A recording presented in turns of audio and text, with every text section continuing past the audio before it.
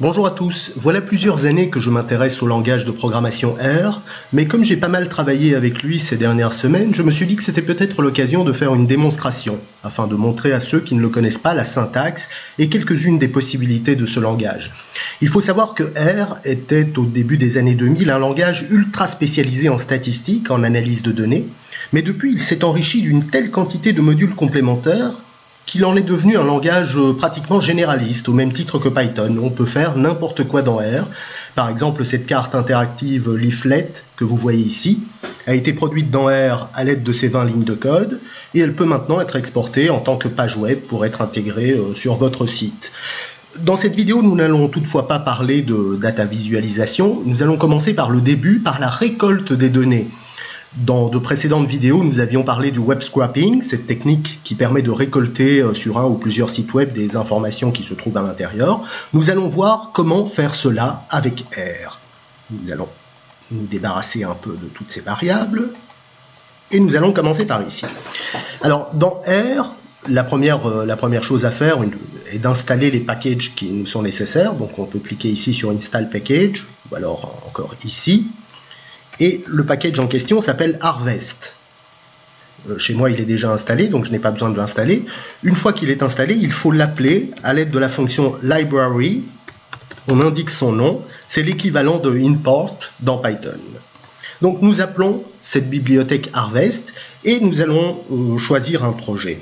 Je vous propose de nous rendre sur Wikipédia, qui possède des pages, des catégories dédiées aux décès par année. Nous avons ici une liste de liens pour les décès en 2016, et ici, lorsqu'on clique sur janvier 2016, nous avons un tableau HTML avec la liste des personnes décédées que Wikipédia a jugé bon de mentionner. Nous avons la même chose pour un tas d'années, nous pouvons remonter ainsi très très loin, mais nous allons nous intéresser peut-être à la décennie écoulée. Nous voudrions récupérer la liste de toutes les personnes décédées que mentionne Wikipédia depuis, disons 2010. Nous voyons ici dans l'URL qu'une partie de l'URL est fixe et que seule varie l'année à la fin. Donc ici 2010, on clique sur 2011, c'est la même chose, seul le 2011 varie. À partir de là, nous allons sélectionner la partie de l'URL qui ne varie pas et nous allons la mettre dans une variable qui s'appelle URL base, entre guillemets, car il s'agit d'une chaîne de caractères.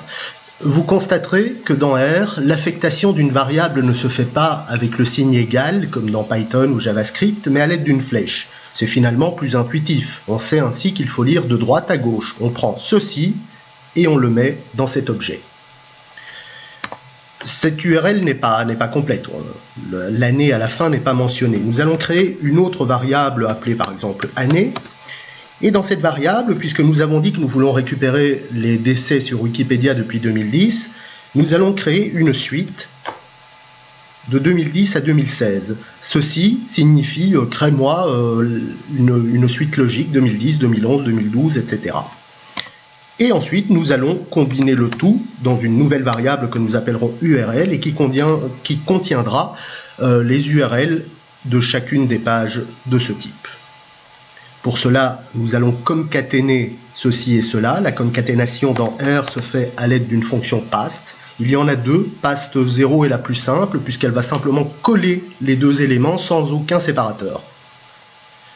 Donc, nous allons coller URL base et nous allons coller année.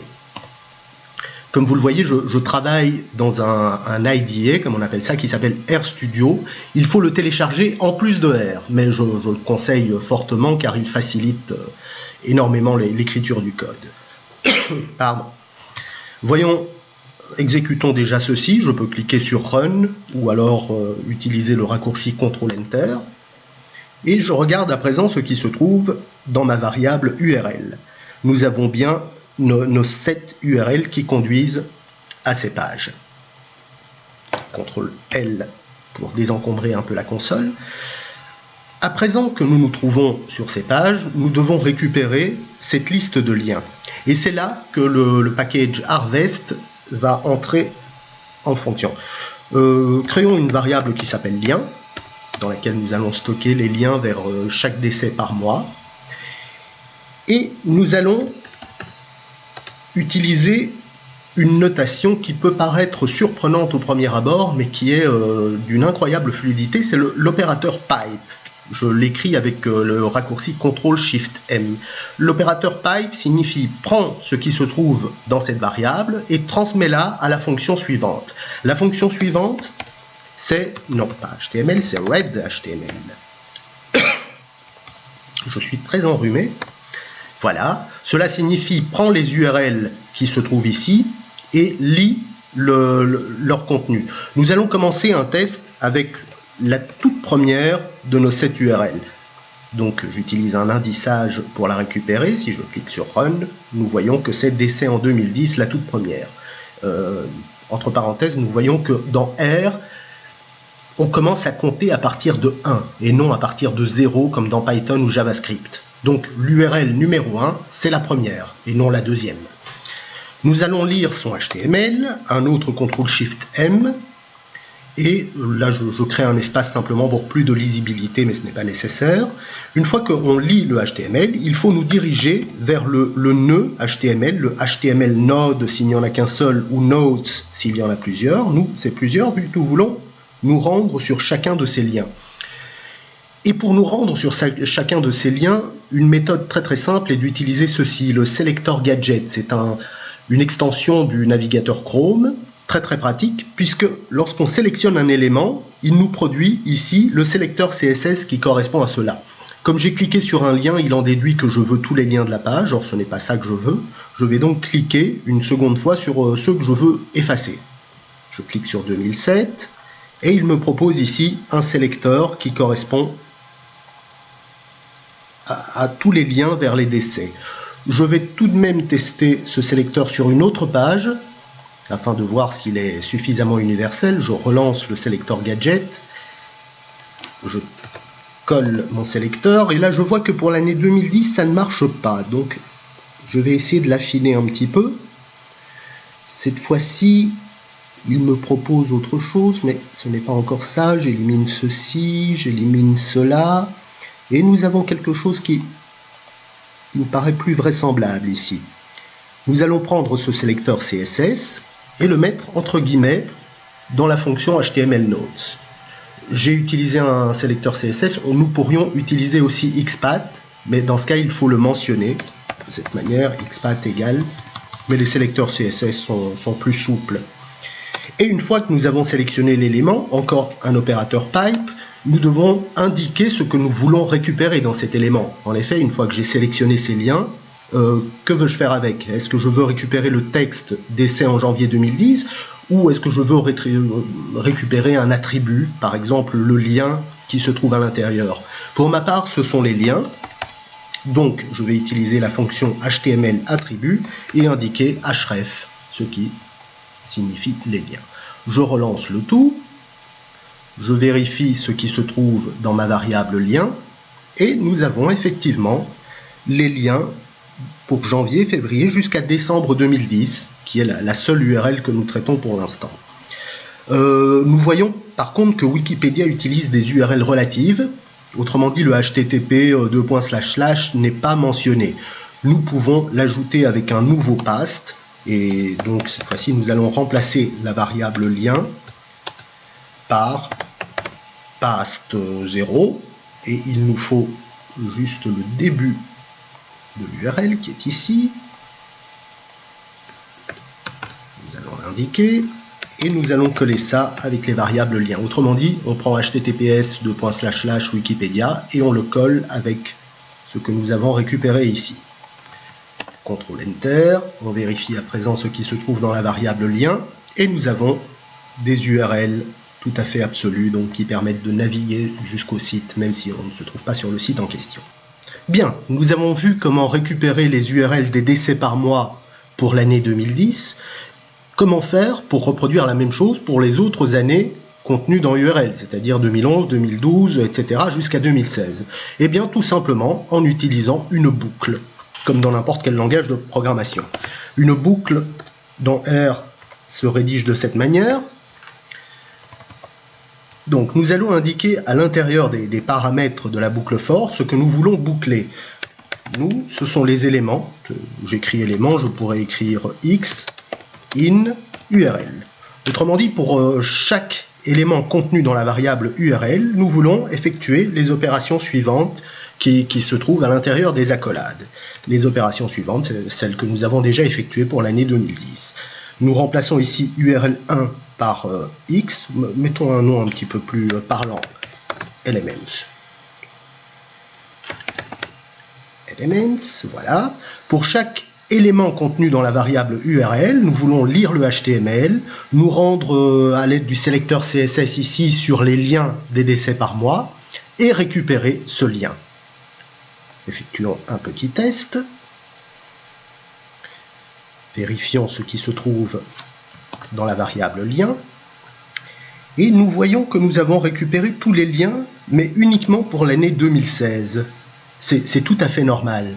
Lorsque nous bouclons ici chacun des éléments, le contenu de la variable lien est à chaque tour de boucle remplacé par les éléments suivants. Donc en bout de course, nous n'avons dans la variable lien que les tout derniers éléments, ceux de l'année 2016. Ce n'est pas ce que nous voulons faire. Nous voulons stocker le résultat de chaque tour de boucle. Aussi, nous allons transformer la variable lien en un vecteur. Un vecteur, c'est l'équivalent d'un array ou d'une liste dans d'autres langages de programmation. C'est donc un contenant dans lequel on peut placer des éléments du même type. Une suite de nombres, une suite de caractères, de strings. Et afin de pouvoir utiliser ce vecteur, nous allons utiliser cette fonction combine qui est spécifique au langage R. Ceci signifie tout simplement, à chaque tour de boucle, prends le contenu de la variable lien et ajoute-lui les nouveaux éléments. Refaisons un essai avec cette petite transformation. Vérifions ce qui se trouve dans la variable lien. Et cette fois, nous avons bien, de 2010 à 2016, la liste des URL vers les décès de chaque mois. Autrement dit, nous avons une liste d'URL qui conduisent à des pages de ce type. Il ne reste plus, à présent, qu'à récupérer le tableau HTML qui se trouve dans chacune de ces pages. En avant pour la troisième et dernière partie de ce tutoriel. Avant de récupérer nos 80 et quelques tableaux HTML, nous allons faire un test sur un seul d'entre eux afin de voir si la méthode fonctionne. Je vais créer une nouvelle variable qui s'appelle table et dans laquelle nous allons faire un test avec le premier élément de notre variable lien. Notre premier élément, c'est donc les décès en janvier 2010. Comme nous l'avons fait plus haut, CTRL-SHIFT-M comme Mathieu, afin d'utiliser la fonction readHTML. Et ensuite, CTRL-SHIFT-M, afin d'utiliser un sélecteur CSS. Même pas. J'allais dire afin d'utiliser un sélecteur CSS, mais non, puisque chacune des pages que nous allons visiter, en l'occurrence celle-ci, contient un et un seul tableau HTML. Dans ces conditions, Harvest est capable de deviner comme un grand lequel nous voulons récupérer, donc nous pouvons utiliser directement la fonction HTML_table, dont le nom très explicite signifie récupérer le contenu des tableaux HTML dans la page, et comme il n'y en a qu'un seul, inutile de préciser duquel on parle. Entre parenthèses, lorsque vous voulez en savoir plus sur une fonction dans R, il suffit de taper son nom précédé d'un point d'interrogation, HTML_table, et nous avons ici la documentation de cette fonction. Nous voyons notamment que l'un de ses arguments est fill égale true si l'on veut automatiquement remplir les cellules vides par des aînés. Nous allons l'utiliser car sinon nous pourrions avoir des erreurs au cas où il manquerait des éléments dans l'une des tables. Autre détail, lorsque vous voulez la documentation complète d'un package, vous tapez help package égale entre guillemets le nom du package en question, et c'est ainsi que nous voyons la liste des fonctions du package Harvest. Il y en a une petite vingtaine. Il faut savoir que Harvest est inspiré de Beautiful Soup en Python. C'est un module très connu pour faire du web scraping, mais Harvest ajoute quelques fonctionnalités supplémentaires. Par exemple, vous aurez noté que jusqu'ici, nous n'avons importé qu'un seul package, alors que si nous avions effectué ce scrapping dans Beautiful Soup, nous aurions dû importer au minimum 3 modules, urlib2 ou request, afin de pouvoir lire les URL, etc. Ici, Harvest est capable de faire tout ça tout seul. Il peut même, comme on le voit ici, suivre les liens, c'est-à-dire imiter le comportement d'un navigateur. Mais nous ne verrons pas ces fonctionnalités ici. Donc, retour à notre tableau. Nous allons aussi ajouter, transformer en data frame, au cas où cela ne se ferait pas automatiquement. Un data frame dans R, c'est un tableau Excel. Nous verrons dans quelques instants à quoi ça ressemble. Donc, j'utilise la fonction transformer en data frame. J'exécute et je regarde ce que contient notre variable table. Ici, ce n'est pas extrêmement clair, donc nous allons plutôt voir ici. Donc, tiens, attendez, je vais effacer parce que tout ça devient extrêmement... Donc, je reproduis la totalité du code. Voilà. Et nous voyons que notre variable table est un data frame qui contient 101 observations de 5 variables. De quoi s'agit-il? Voyons un peu le contenu de table. La fonction view permet d'afficher un data frame dans les onglets qui se trouvent ici. Je l'exécute et nous voyons le contenu de notre variable table. Nous avons une colonne date, une colonne nom, une colonne activité, l'âge des personnes et une colonne source qui ne nous intéresse pas. C'est quelque chose d'interne à Wikipédia. Tout ceci ressemble furieusement à un tableau Excel. Vous n'êtes pas dépaysé. Et entre parenthèses, on constate qu'il nous manque un élément essentiel, l'année. La colonne date mentionne un jour et un mois, mais elle ne mentionne pas l'année. Et en effet, on voit que l'année dans les pages Wikipédia en question n'est mentionnée que dans le titre de la page et dans l'entête du tableau. Donc, gardons cet élément en tête, il nous faut récupérer absolument l'année, sinon lorsque nous fusionnerons nos 84 tableaux, nous ne saurons plus de janvier de quelle année il est question. Mais puisque notre fonction semble fonctionner, nous allons, comme précédemment, créer une boucle afin de la reproduire pour chacune des années. Entre parenthèses, nous allons mettre 2015-2016 plutôt que 2010-2016 pour accélérer un petit peu les choses. For, lien au singulier in lien au pluriel. Encore une fois, ceci est un nom tout à fait arbitraire. Accolade. Je remplace lien 1 par... non, j'ai fait quelque chose qu'il ne fallait pas, voilà. Je remplace lien 1 par lien tout court, donc la variable que nous allons itérer, with HTML. Entre parenthèses, je vais accélérer un petit peu en devançant les éventuelles erreurs qui risquent d'apparaître. Je vais créer une variable tableau sous forme de liste. Une liste dans R, c'est un vecteur, mais un vecteur qui peut contenir des éléments de type différents. C'est une structure de données un petit peu plus puissante. Je vais aussi créer un compteur. Je peux l'appeler index ou n'importe comment, que j'initialise à 1. Nous allons voir tout de suite à quoi tout cela va nous servir.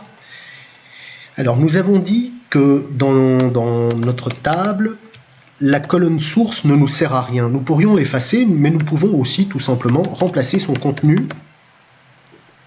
par la valeur de lien. Pourquoi?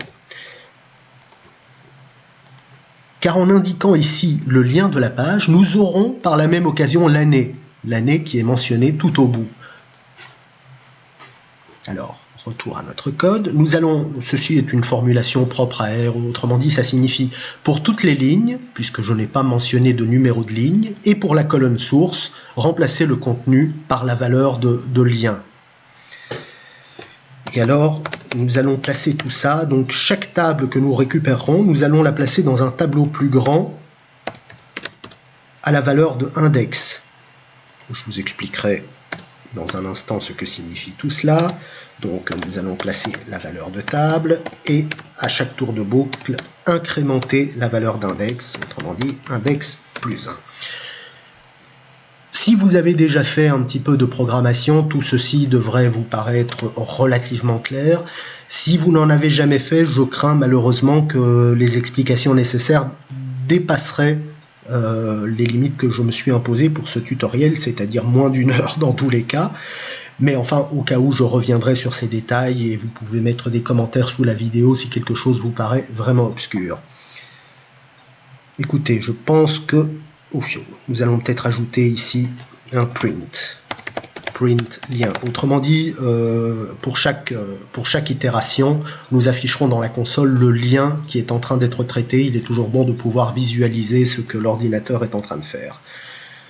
J'efface toutes mes variables pour être sûr qu'il n'y a pas d'erreur. Je lance l'opération et nous voyons ici qu'il est en train de traiter l'un à la suite de l'autre les liens vers chaque décès.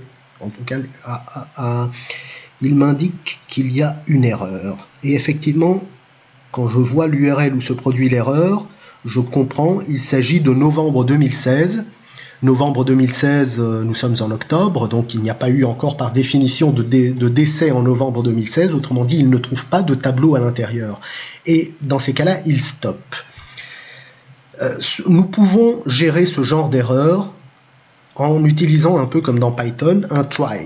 Si ce n'est que la syntaxe est un peu différente, il faut englober tout notre code dans un try avec une parenthèse et une accolade. Et ici, une accolade et une parenthèse. C'est une manière de gérer les erreurs. En englobant le code qui suscite potentiellement des erreurs dans une fonction try, R passera outre les erreurs. S'il trouve un lien dans lequel il n'y a pas de tableau, il passera au lien suivant sans tout stopper. On recommence. Ça a l'air d'être bon. Maintenant, il va arriver à novembre. Voilà, il indique qu'il y a une erreur, mais tant pis, il passe au mois de décembre. Il indique qu'il y a une erreur, et tant pis, il passe au suivant. Et comme il n'y a pas de suivant, le code s'arrête. Autrement dit, ça fonctionne, mais si nous regardons tableau, nous voyons que c'est une liste. Ce n'est pas un... Oui, c'est une liste qui contient 22 éléments. Je me demande si ce ne serait pas plus simple d'utiliser un vecteur plutôt qu'une liste. Je recommence, c'est de la petite popote, donc je n'explique pas tout cela. Je recommence une dernière fois. Non, ça ne va certainement pas mieux, donc je clique sur échappe afin d'arrêter le code en cours. Et là, je remets une liste. Bien. Écoutez, nous allons gérer cette liste de listes.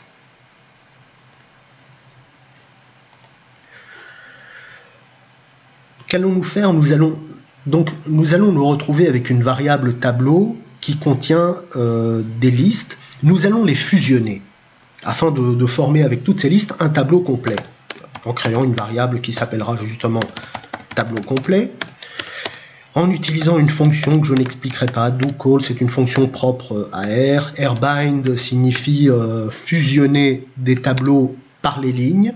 S'il s'agissait de cbind, nous les fusionnerons par les colonnes. Nous les juxtaposerions verticalement, tandis que rbind va juxtaposer nos tableaux horizontalement, ou l'inverse.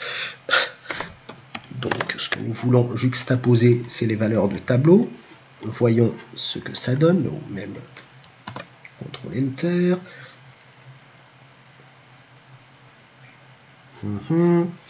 Il y a quelque chose qui ne va pas. Oh. Regardez ici. En fait, plutôt que de placer le contenu de table dans le tableau plus grand, j'ai placé tableau à l'intérieur de lui-même. Ça, c'est une erreur fréquente lorsqu'on utilise des noms de variables qui sont trop proches l'un de l'autre. Rien que par l'autocomplétion, vous risquez de commettre des erreurs. Donc, je recommence le tout, mais cette fois-ci en changeant le nom de la variable.